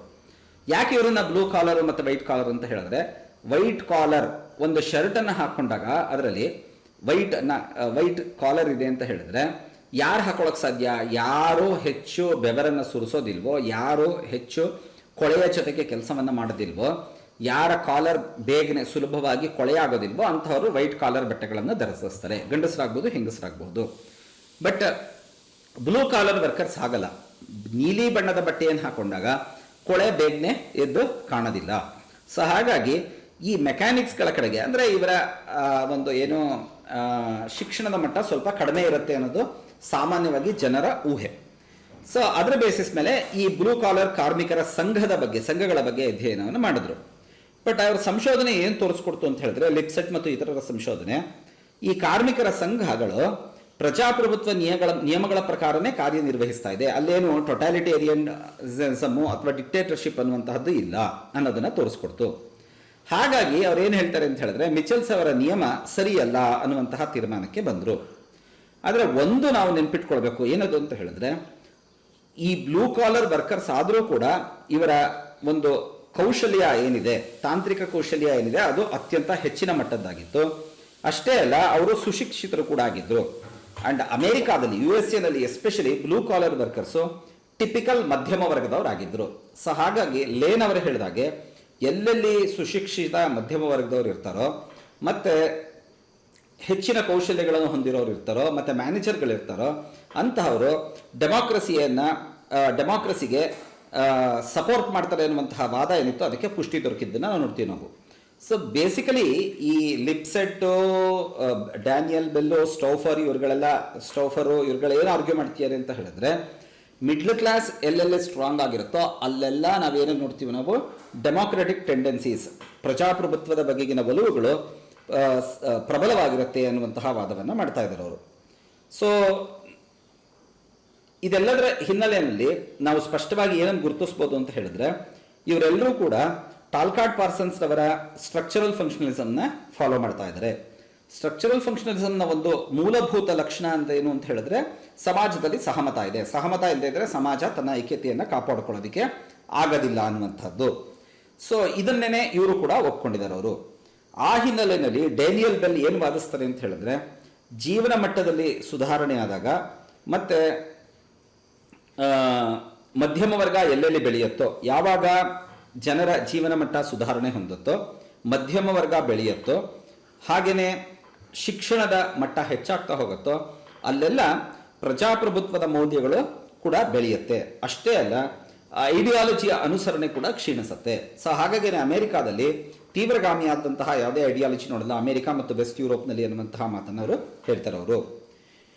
ಆದರೆ ಈ ರೀತಿಯ ಒಂದು ಪ್ರಬಲವಾದಂತಹ ಚಿಂತನೆಯನ್ನು, ತುಂಬ ಡಾಮಿನೆಂಟ್ ಆಗಿದ್ದಂತಹ ಒಂದು ಥಾಟ್ ಪ್ರಾಸೆಸ್ ಇದನ್ನು ರೈಟ್ ಮಿಲ್ಸ್ನಂತಹ ಚಿಂತಕರು ಸಾರಾಸಗಟಾಗಿ ತಿರಸ್ಕರಿಸಿದ್ದನ್ನು ನೋಡ್ತೀವಿ. ಈ ರೈಟ್ ಮಿಲ್ಸ್, ಉದಾಹರಣೆಗೆ ರೈಟ್ ಮಿಲ್ಸ್, ಇನ್ನು ಬೇಕಾದಷ್ಟು ಜನ ಇದ್ದಾರೆ. ರೈಟ್ ಮಿಲ್ಸ್ನ ಒಂದು ಎಕ್ಸಾಂಪಲ್ ಆಗಿ ತೆಗೆದುಕೊಳ್ಳೋಣ. ರೈಟ್ ಮಿಲ್ಸ್ ಪ್ರಕಾರನೇ ಅಮೆರಿಕಾದ ಪವರ್ ಸ್ಟ್ರಕ್ಚರ್ ಅನ್ನು ತೆಗೆದುಕೊಂಡ್ರೆ, ನಾವು ಅಧಿಕಾರ ರಚನೆ ಅಥವಾ ಪ್ರಾಬಲ್ಯತೆಯ ರಚನೆಯನ್ನು ತೆಗೆದುಕೊಂಡ್ರೆ, ಅದು ಇಲೈಟ್ಸ್ಗಳಿಂದ ತುಂಬಿದೆ, ಅದು ಗಣ್ಯ ಕೇಂದ್ರಿತವಾಗಿದೆ. ಸೊ ಉದಾಹರಣೆಗೆ ಮಿಲ್ಸ್ ಏನು ಹೇಳ್ತಾರೆ ಅಂತ ಹೇಳಿದ್ರೆ, ಅಮೆರಿಕಾದ ಪವರ್ ಸ್ಟ್ರಕ್ಚರ್ನಲ್ಲಿ ಮುಖ್ಯವಾಗಿ ನಾವು ಯಾರನ್ನ ನೋಡ್ತೀವಿ ಅಂತ ಹೇಳಿದ್ರೆ, ಜಡ್ಜಸ್ಸು, ಮ್ಯಾನೇಜರ್ಸು ಮತ್ತು ಮಿಲಿಟರಿ ಅಧಿಕಾರಿಗಳನ್ನು ನೋಡ್ತೀವಿ ಅನ್ನುವಂತಹ ಮಾತನ್ನು ಹೇಳ್ತಾರೆ ಅವರು. ಆದರೆ ಇದೆಲ್ಲದಕ್ಕಿಂತ ಹೆಚ್ಚಾಗಿ 1970ರ ದಶಕದಲ್ಲಿ ಯಾರೊಬ್ಬ ಸಮಾಜಶಾಸ್ತ್ರೀಯ ಅಥವಾ ಸಮಾಜ ವಿಜ್ಞಾನಿ ಊಹಿಸಿದ ರೀತಿಯಲ್ಲಿ ಅಮೆರಿಕಾದಲ್ಲಿ ಒಂದು ಕ್ರಾಂತಿಕಾರಕವಾದಂತಹ ಬದಲಾವಣೆ ಆಗಿದ್ದನ್ನು ನೋಡ್ತೀವಿ ನಾವು. 70ರ ದಶಕದ ಬಹುಪಾಲು ಸುಶಿಕ್ಷಿತ ಮಧ್ಯಮ ವರ್ಗದ ಹೆಚ್ಚಿನ ಕೌಶಲ್ಯಗಳನ್ನು ಹೊಂದಿದಂತಹ ಅಮೆರಿಕನ್ನರು ಎಡಪಂಥೀಯರಾಗಿ ಬದಲಾವಣೆ ಹೊಂದಿದ್ದನ್ನು ನಾವು ನೋಡ್ತೀವಿ. ನಾವು ಎಡಪಂಥೀಯ ಒಲವುಗಳನ್ನು ಬೆಳೆಸ್ಕೊಂಡ್ರು, ಲೆಫ್ಟಿಸ್ಟ್ಗಳಾದರು. ವಿದ್ಯಾರ್ಥಿಗಳು, ಯುವಕರು ಹಾಗೂ ಮಹಿಳೆಯರು ಸ್ಥಾಪಿತವಾದಂತಹ ಅಧಿಕಾರ ರಚನೆಯನ್ನು ಪ್ರಶ್ನಿಸಲು ಆರಂಭಿಸಿದ್ರು. ಆ ಕಾಲಘಟ್ಟದಲ್ಲಿ ನಡೆದಂತಹ ಅಧ್ಯಯನಗಳ ಪ್ರಕಾರ ಅಮೆರಿಕನ್ನರು ಪ್ರಜಾಪ್ರಭುತ್ವ ಮೌಲ್ಯಗಳಿಂದ ಒಂದು ನಿಮಿಷ ಅದಕ್ಕೆ ಬರೋದಕ್ಕಿಂತ ಮುಂಚೆ ಬೇಸಿಕಲಿ ಏನಾಯಿತು ಅಂತ ಹೇಳಿದ್ರೆ, ಅದುವರೆಗೂ ಕೂಡ ಏನು ಮಿಡ್ಲ್ ಆಫ್ ದ ರೋಡ್ನಲ್ಲಿ ಸೆಂಟ್ರಿಸ್ಟ್ಗಳಾಗಿ ಅಮೆರಿಕನ್ರು ಇದ್ದಾರೆ ಅಂತ ಆರ್ಗ್ಯೂ ಮಾಡ್ತಾ ಇದ್ರು. ಮತ್ತೆ ಜೀವನ ಮಟ್ಟ ಸುಧಾರಣೆ ಹೊಂದಿದ್ರೆ ಆಟೋಮೆಟಿಕ್ ಆಗಿ, ಶಿಕ್ಷಣ ಸುಧಾರಣೆ ಹೊಂದಿದ್ರೆ ಆಟೋಮೆಟಿಕ್ ಆಗಿ ಈ ಎಡಪಂಥೀಯ ಅಥವಾ ಬಲಪಂಥೀಯ ತೀವ್ರಗಾಮಿ ಐಡಿಯಾಲಜಿಗಳನ್ನು ಜನ ತಿರಸ್ಕರಿಸ್ತಾರೆ ಅಂತ ಏನು ಹೇಳ್ತಿದ್ರು, ಅದು ಸುಳ್ಳಾಗಿದ್ದನ್ನು ನಾವು ನೋಡ್ತೀವಿ. ನಾವು ಅಮೆರಿಕನ್ರು ಹೆಚ್ಚು ಹೆಚ್ಚು ಎಡಪಂಥೀಯ ಒಲವುಗಳ ಕಡೆಗೆ ವಹಿಸ್ಕೊಂಡಿದ್ದು ನೋಡ್ತೀವಿ. ಬಟ್ ಇವರು ಎಡಪಂಥೀಯರಾದರೂ ಕೂಡ, ಇವರ ಲೆಫ್ಟಿಸ್ಟ್ಗಳಾಗಿದ್ರೂ ಕೂಡ ಇವರನ್ನ ಪ್ರೇರೇಪಿಸಿದ ಯಾವುದು ಅಂತ ಹೇಳಿದ್ರೆ ಕಾರ್ಲ್ ಮಾರ್ಕ್ಸ್ ರವರ ಒಂದು ಎಡಪಂಥೀಯ ಒಲವುಗಳಿಗಿಂತ ಹೆಚ್ಚಾಗಿ ಪ್ರಜಾಪ್ರಭುತ್ವದ ಮೌಲ್ಯಗಳು ಅನ್ನೋದು ಆಗ ನಡೆದಂತಹ ಅಧ್ಯಯನಗಳು ತೋರಿಸ್ಕೊಡುತ್ತದು. ಅಷ್ಟೇ ಅಲ್ಲ, ಅವ್ರು ಏನು ಹೇಳಿದ್ರು ಅಂತ ಹೇಳಿದ್ರೆ, ಈಗ ಒಂದು ಮುಂಚೆ ಉಳಿಗಮಾನ್ಯ ಪದ್ಧತಿಯಲ್ಲಿ ಒಂದು ರೀತಿಯ ಗಣ್ಯರು ಅಧಿಕಾರವನ್ನ ತಮ್ಮ ಕೈನಲ್ಲಿ ಕೇಂದ್ರೀಕರಿಸಿಕೊಂಡಿದ್ರು. ಈಗ ಒಂದು ಹೊಸ ರೀತಿಯ ಒಂದು ಇಲೈಟ್ಸ್ಗಳು ಬಂದು ಕೂತಿದ್ದಾರೆ. ಅವರ ಪ್ರಾಬಲ್ಯತೆಯನ್ನು ನಾವು ಇವತ್ತು ಪ್ರಶ್ನಿಸಬೇಕು ಅನ್ನೋದು ಅವರ ಆರ್ಗ್ಯುಮೆಂಟ್ ಆಗಿತ್ತು. ವೂಲ್ಫ್ನಂತಹ ಚಿಂತಕರು ಅಮೆರಿಕಾ ಸರ್ಕಾರದ ಪ್ರಜಾಪ್ರಭುತ್ವ ವಿರೋಧಿ ಚಟುವಟಿಕೆಗಳನ್ನು ಕೂಡ ಹೊರಗಡೆ ತಂದರು.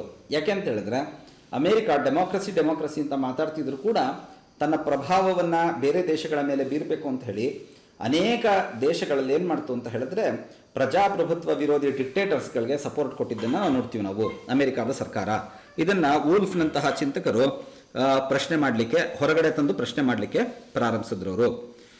ಅಷ್ಟೇ ಅಲ್ಲ, ಕ್ಲಾಸಿಕಲ್ ಪೊಲಿಟಿಕಲ್ ಸೋಷಿಯಲಾಜಿಕಲ್ ಆರ್ಗ್ಯುಮೆಂಟ್ ಇತ್ತನ ಔದ್ಯೋಗಿಕತೆ ಮತ್ತು ಪ್ರಜಾಪ್ರಭುತ್ವ ಒಟ್ಟೊಟ್ಟಿಗೆ ಹೋಗುತ್ತೆ, ಇಂಡಸ್ಟ್ರಿಯಲೈಸೇಷನ್ ಅಥವಾ ಇಂಡಸ್ಟ್ರಿಯಲಿಸಮ್ ಮತ್ತು ಡೆಮಾಕ್ರಸಿ ಜೊತೆಗೆ ಹೋಗುತ್ತೆ ಅಂತ, ಅದು ಕೂಡ ಸುಳ್ಳು ಅನ್ನುವಂತಹ ಒಂದು ಪರಿಸ್ಥಿತಿ ನಿರ್ಮಾಣ ಆಗಿದ್ದನ್ನು ನಾವು ನೋಡ್ತೀವಿ ನಾವು. ಆದರೆ ಕ್ಲಾಸಿಕಲ್ ಸಮಾಜಶಾಸ್ತ್ರಜ್ಞರು ಇದನ್ನೇನು ಅಷ್ಟು ಸುಲಭವಾಗಿ ಒಪ್ಕೊಳ್ಳಿಲ್ಲ. ಅವ್ರ ಪ್ರಕಾರ ಏನು ಅಂತ ಹೇಳಿದ್ರೆ, ಪ್ರಜಾಪ್ರಭುತ್ವ ಅಂತ ಹೇಳಿದ್ರೆ ಅನಿಯಂತ್ರಿತವಾದಂತಹ ಸ್ವಾತಂತ್ರ್ಯವಲ್ಲ.